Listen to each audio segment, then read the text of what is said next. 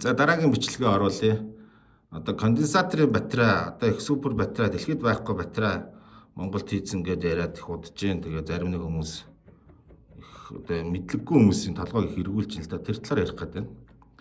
За конденсаторын батарей гэдэг тэ их анхаарлын тэмдэгтэй байгаа шүү дээ. Үний юм худлаа юм гээд. За энийг өөртөө биднээс ялгаж салгаж ойлгох хэрэгтэй байхгүй. За энэ конденсатор гэж үг вэ? Конденсатор гэж тусдаас юм ойлголт байна. За батарей буюу зай гэж бас ойлголт байна те. Цэник хураагуур. За конденсатор цэник хураана, батарей цэник хураана. Гэхдээ хоорондоо ялгаатай. За тэгээд тэр ялгаануудыг одоо хэдүүлээс мэдэж болно шүү дээ. Ямар ялгаатай ингээд. Эхлээд конденсатор гэдэг нь ярив. Конденсатор гэж юу вэ? За электроникт одоо маш их хэрэглэгддэг гэдэг шүү дээ конденсатор ч одоо 10 дугаар ангийн хичээл байна. Физикийн хичээл нэг төв дээр манай Монгол багш нар заасан байна. Конденсатор гэж юу гэдгийг сонсч идэв. Энергийг хэлж өгөөд энергитэй холбоотой бодлогыг яаж бодох вэ? За конденсатор гэдэг маань бол цахилгаан энергийг хуримтлуулан хадгалдаг төхөөрөмж. За багш нь зорыг. За энэ конденсаторыг бид нар ингэж зорж байгаа. За конденсаторын дээд доороос нь утас аваад гүйдэл үүсгэгчтэй тэжээл үүсгэгчтэй авбэ. За тэжээл үүсгэгч гэдэг маань бол хүчтэй гарна. Энд дээрээс хүчтэй гарна. Хүчтэй. Хүчтэй. За энэ чинь вольт байх хэрэгтэй. За тэжээл үүсгэгч устны нэмэх богинохон хасах шом байдаг. Гүйд хааш явах гэхээр нэмэх төлөөсөө гараад хасах тойл руугаа гүйдэг. За ингэнгүүт энэ конденсатор цэнийг хэмнэ. За наад доод ялцсан нэмэх цэнгээ, дээд ялцсан сөрөг цэнгээ цэнийг хэмнэ. За ингэ конденсатор цэнийг гэж жоод явах гэхээр цэнгийн дүүрээд ирэнгүүт энэ хэлхээгээр гүйдгүү байна.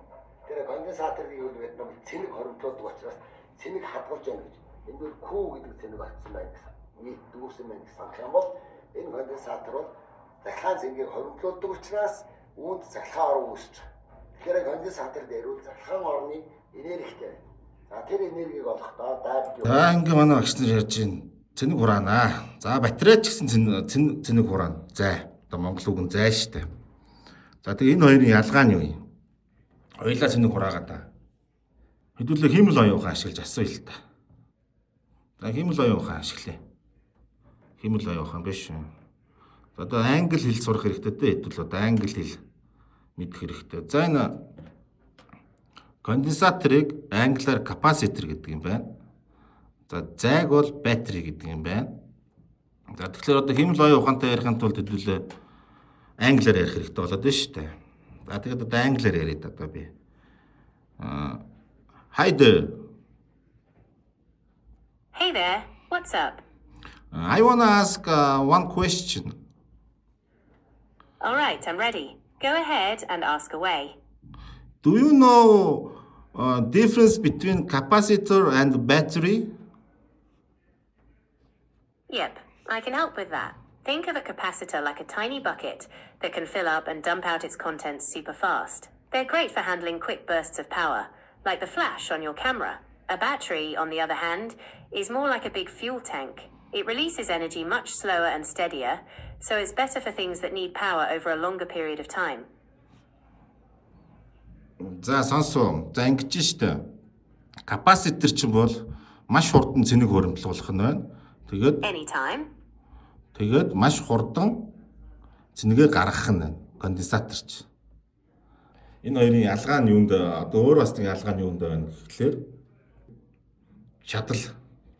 Батарей маань өөрөө маш их энерги хуримтлуулж чадна. Тэгтээ чадал нь бага байна шүү дээ. Конденсатор болохоор бага энерги хуримтлуулаад гаргаж байгаа чадал нь их байна. Маш богино хугацаанд маш хүчтэй энерги өгөх нь шүү дээ.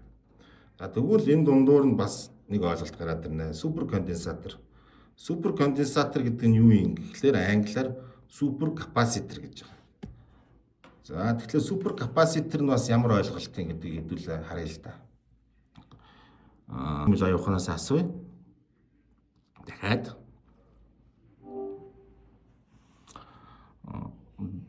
Do you know about supercapacitor and capacitor battery difference? Okay, you're asking about the difference between a regular capacitor, a supercapacitor, and a battery. Let's break it down. First, a regular capacitor is like a tiny bucket for storing a little bit of energy. It fills up and dumps it out super fast, but it can't hold much. Next, a supercapacitor is like a bigger bucket. It can store more energy than a regular capacitor, but still not as much as a battery. It's also really good at releasing that energy in a flash. Finally, a battery is like a big gas tank for energy. It can store a ton of energy, compared to the other two, but it takes longer to fill up and release that energy. За ингэж штэ. За хувинтай зөвөрлүүлье гэж штэ тий. За энгийн конденсатор маань конденсаторт олон янз байдаг шүү. Энгийн конденсатор маань за ингээ хувин байлаа гэж жижиг хувин байх нь шүү. Тэнгүү супер капаситор нь гэхээр арай нэг жоохон том хувин байх нь. Тэнгүүд зай маань өөрөө их том зай байх нь шүү. Маш их энерги хөрвүүлэх нь шүү. За юм байна. За тэгээд технологийн дэвшил бас яваад байна.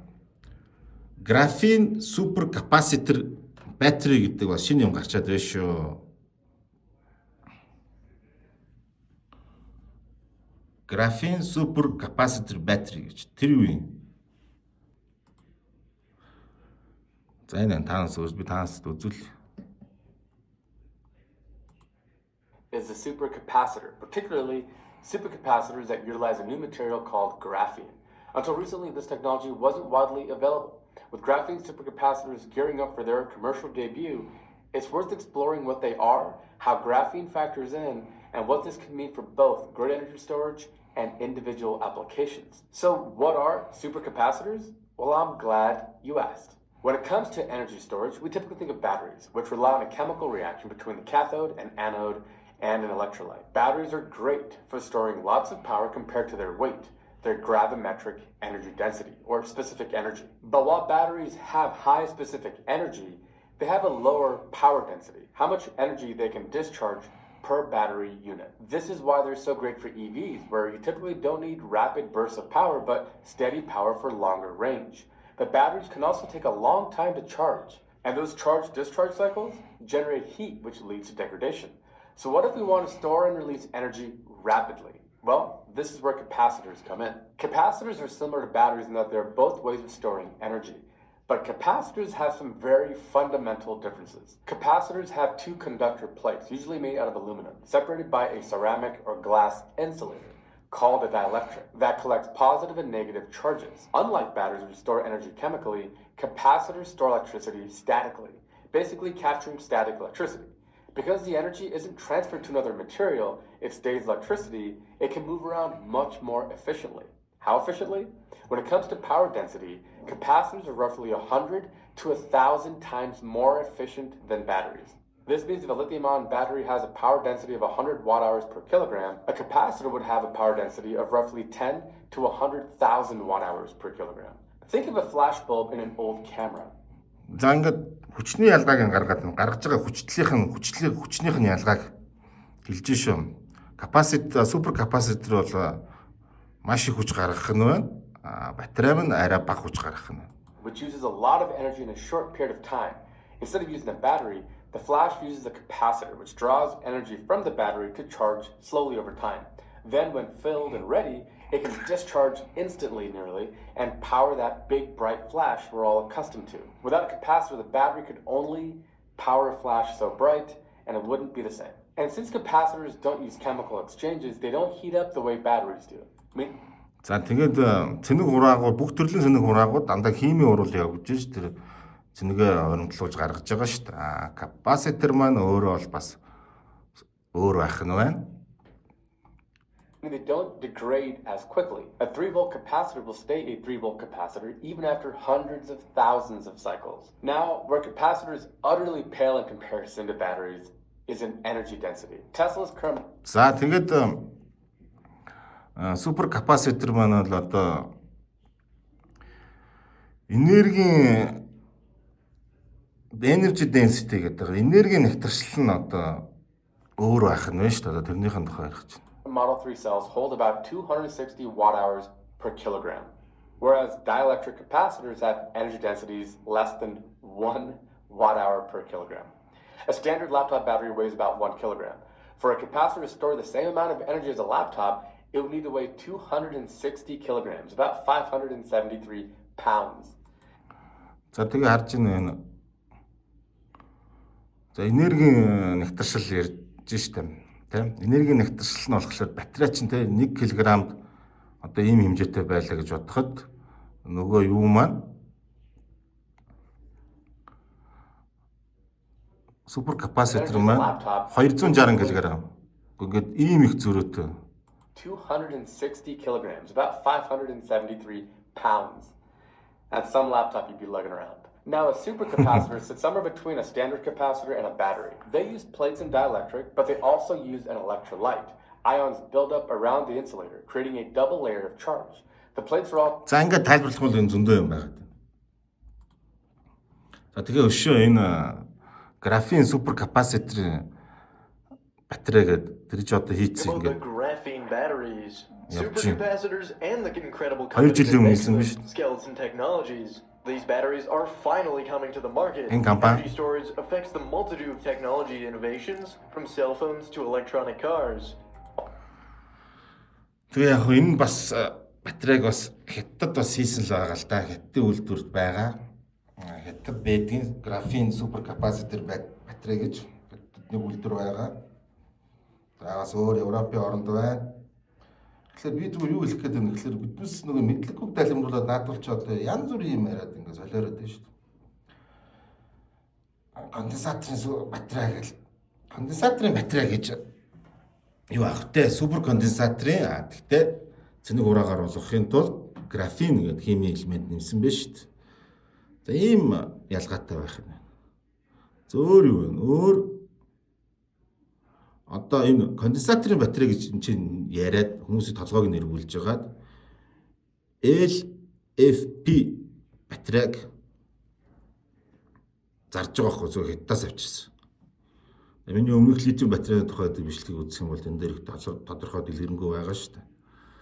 Тэгэхээр энэ юу гэж байгаа юм гэхэлэр lithium iron phosphate гэдэг. За монголоор өгөх юм бол төмрийн фосфат гэдэг. За өөр бас нэг нэршил нь Life PO4 гэдэг. За ийм нэршилтэй. Life PO4. За тэгээд эн чинь бас дотроо энэ батарейнууд чинь бүгд одоо үе байгаа шүү дээ. Generation гэдэг. Тэ? Generation-ээр ялгагдах нь нэгт. Тэ? Хоёрт юугаар ялгах нь шүү дээ. Grade. Энд чинь тэ A, B, C гэх байгаа шүү дээ. Тэгэд энэ төмрийн фосфат батарейг голцоо энэ цэник хураагаард ашигладаг. Эрчим хүчний хоримтлуулд бас зарим нь бол цахилгаан машинд ашиглаж байгаа. Үе үеэр тэгээд бас энэ grade гэж чанараас хамаарх нь шүү дээ. Тэгэд энийг одоо тэгээд энийг ойлгохгүйгээр биднээс ойлгохгүй гэж бодоод байгаа шүү. Мэдхгүй гэж ялгааг юм. Тэгээд эний чинь юу гэдэг нь Монголд энэ CM ч юм уу те D ч юм уу те нэг ийм батарейнуудыг оруулж ирээд одоо баг Made in Mongolia гэдэг нэг юм ярих гад байж та баг хутлаа хүн зохиод үлгэр зохиож байгаа юм шиг зүгээр л угсарж байгаа л гэсэн үг шүү дээ. Тэгээд хятадаас хамгийн хямдхныг нь оруулж байна. Биднээс бол европчууд, америкчуудын хэрэгэлдэг сайныг хэрэглэмээр байна л гэж би одоо яриад байгаа шүү дээ. Тэр батарейнуудыг хэрэглэвэл.